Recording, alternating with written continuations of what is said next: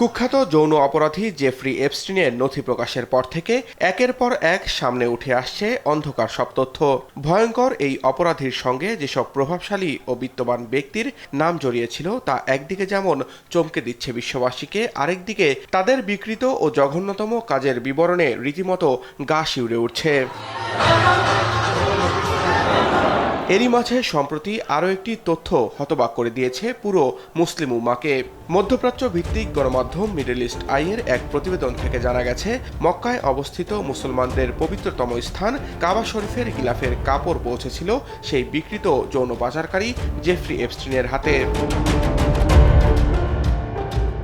2019 সালে জেফ্রি এপস্টিনের মৃত্যুর পর তার ব্যক্তিগত সম্পদ নিয়ে তদন্ত শুরু হয়। সম্প্রতি আদালতের নির্দেশে প্রকাশিত ওইসব নথিতে দেখা যায় 2017 সাল থেকে এপস্টিনের সংগ্রহে ছিল এই অত্যন্ত মূল্যবান গিলাফের কাপড় বা কিসওয়া।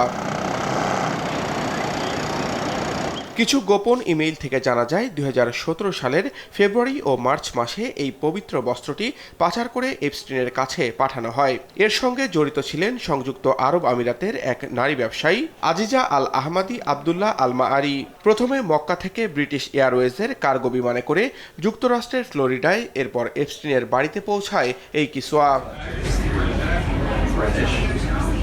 নথিতে মোট 3টি অংশের উল্লেখ পাওয়া যায়, যার একটি কাবার ভেতরের অংশের গিলাফ, আরেকটি বাইরের আবরণ, অন্য আরেকটি অব্যবহৃত টুকরো যা কাস্টমস এড়াতে শিল্পকর্ম হিসেবে তালিকাভুক্ত করা হয়।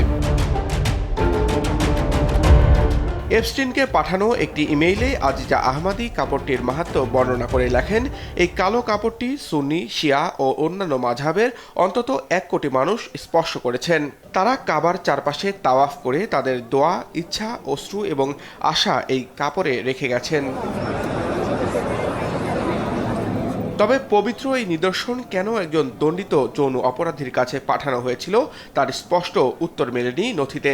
যদিও হারিকেইন ইরমার সময় এপস্টিনের যৌন কাজে ব্যবহৃত ব্যক্তিগত দ্বীপটি ক্ষতিগ্রস্ত হলে তার নিয়মিত খোঁজখবর নিতেন আহমাদি।